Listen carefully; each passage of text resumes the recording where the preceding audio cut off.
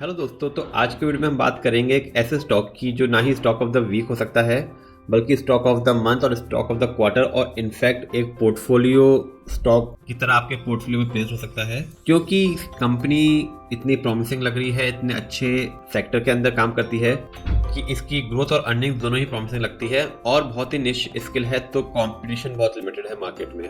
2022 में इसका आईपीओ आया था और तब से बहुत अच्छा रिटर्न दिया है अपने इन्वेस्टर्स को, लेकिन अभी महज ये शुरुआत है और बहुत ही अच्छा स्टॉक आने वाले सालों में बन सकता है। तो आइए बात करते हैं स्टॉक की, और स्टॉक का नाम है केफिन टेक्नोलॉजी।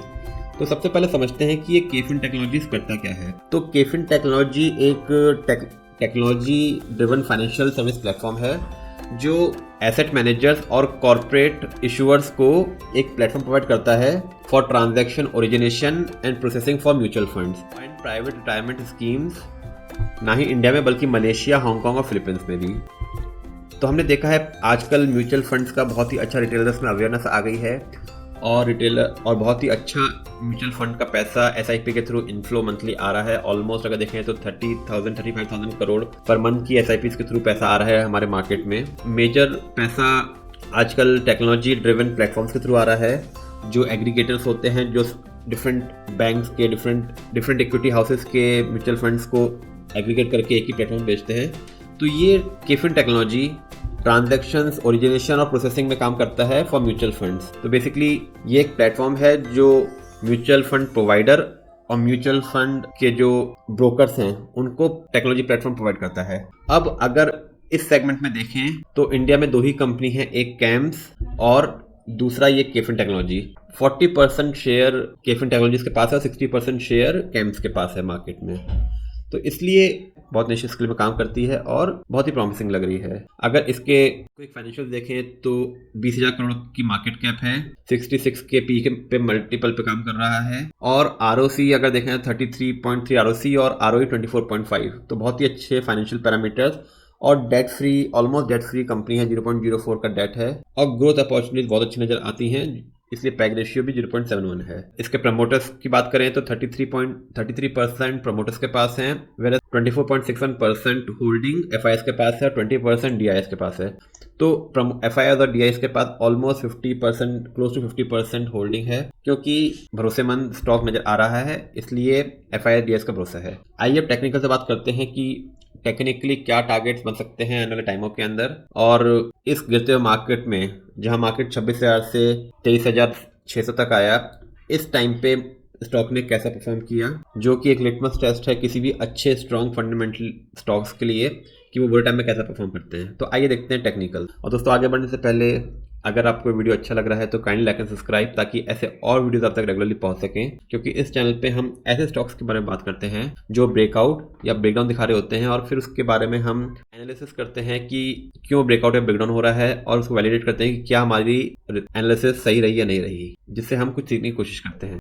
तो हमारे सामने केफिन टेक्नोलॉजी का वीकली चार्ट खुला है। जैसा कि हमने देखा कि दिसंबर 22 में इसका आईपीओ लॉन्च हुआ था और इश्यू प्राइस अराउंड 376 रुपीज़ था और तब से ही स्टॉक एक अच्छे जोन में रहा है, ज़्यादा गिरावट नहीं दिखाई है, जो यूजली हमने आईपीओस में देखा है कि इशू होने के बाद प्रॉफिट बुकिंग आती है, लेकिन स्टॉक ज़्यादा नीचे नहीं गया। इसने नीचे एक इशू प्राइस 376 के बाद इसने अपना बेस बनाया अराउंड 272 रुपीज़ का और उसके बाद से मार्च 2023 के बाद से कॉन्स्टेंटली ही स्टॉक एक अपसाइड में रहा है। तो स्टॉक बहुत ही अच्छा एक पैटर्न जो कि बहुत ही promising higher high higher low बनाता हुआ चला है। तो यहाँ से देखेंगे तो स्टॉक ने एक हाई बनाया, फिर अपने लिस्टिंग प्राइस पे कंसोलिडेट किया, फिर हाई बनाया, फिर लो, फिर हाई। तो बहुत ही अच्छा हायर हाई हायर लो। तो आप देखेंगे एक चैनल चल रहा है, नीचे में यहाँ से ये सपोर्ट लाइन और ऊपर में ये वाली लाइन जो इसकी रेजिस्टेंस लाइन है। तो इसके बीच में मूव करता हुआ अगस्त में यहाँ पे ब्रेक करने की कोशिश करी, लेकिन उसके बाद से स्टॉक एक कंसोलिडेशन के जोन में रहा है। तो 1075 का हाई बनाया था अगस्त 24 में।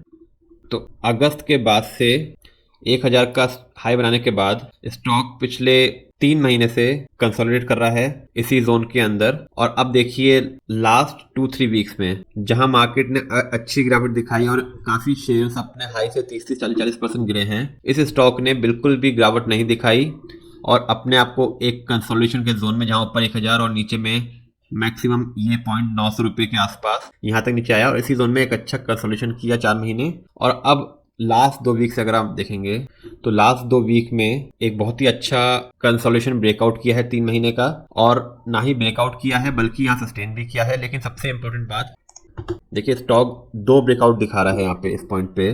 पहला ब्रेकआउट जो ऊपर में एक रेजिस्टेंस लाइन चल रही थी उसको यहाँ ब्रेकआउट कर रहा है। देखिए यहाँ भी ब्रेकआउट हुआ था लेकिन उसके बाद मार्केट गिरा तो फिर से कंसोलिडेशन जोन में आ गया। तो पहला तो ये अपना, ये देखिए ट्रेंड लाइन रेजिस्टेंस लाइन थी उसको इस पॉइंट पे ब्रेक करा, और दूसरा जो अपना 3 महीने का कंसोलिडेशन जोन था इसको भी इस वीक में ब्रेक किया है। तो ये वीक स्टॉक के लिए एक लिटमस टेस्ट था जिसको इसने अच्छे से पार किया है, ना ही पार किया है बल्कि इस पे अच्छी क्लोजिंग भी दी है वीकली की। अब नेक्स्ट वीक और आने वाले वीकों के अंदर अगर मार्केट में एक स्टेबिलिटी रहती है और मार्केट भी सपोर्ट करते हैं तो होपफुली ये स्टॉक आने वाले वीक्स के अंदर एक अच्छी चाल दिखाने के लिए बिल्कुल तैयार नजर आता है, जिसमें पहला इमीडिएट टारगेट स्टॉक का बनेगा अप्रोक्सीमेटली 1264। तो 1250 रुपये के करीब का पहला इमीडिएट टारगेट मिलेगा, और नीचे में सपोर्ट तो है 1075 क्योंकि ये 3 महीने का ब्रेकआउट लाइन है 1075 पे, तो ये बहुत ही इंपॉर्टेंट सपोर्ट।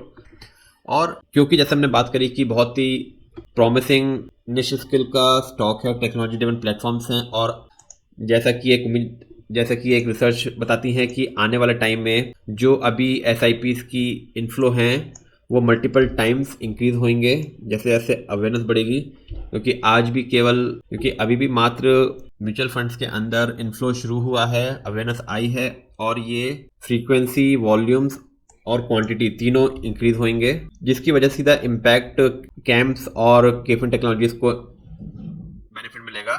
तो आने वाले टाइम में ये एक पोर्टफोलियो स्टॉक की तरह भी रख सकते हैं। हमने देखा ही है कैसे कैम्प्स, BSE और NSE जैसे स्टॉक्स ने मल्टीपल्स में मल्टी बैगर्स की तरह रिटर्न दिए हैं। CDSL हो गया, तो ये बहुत ही निश और पोर्टफोलियो स्टॉक की तरह आप अपने पोर्टफोलियो में ऐड कर सकते हैं हर गिरावट पे। होप ये वीडियो आपको अच्छा लगा होगा। अगर अच्छा लगा है तो काइंडली लाइक एंड सब्सक्राइब ताकि ऐसे और वीडियोस आप तक रेगुलरली पहुंच सके।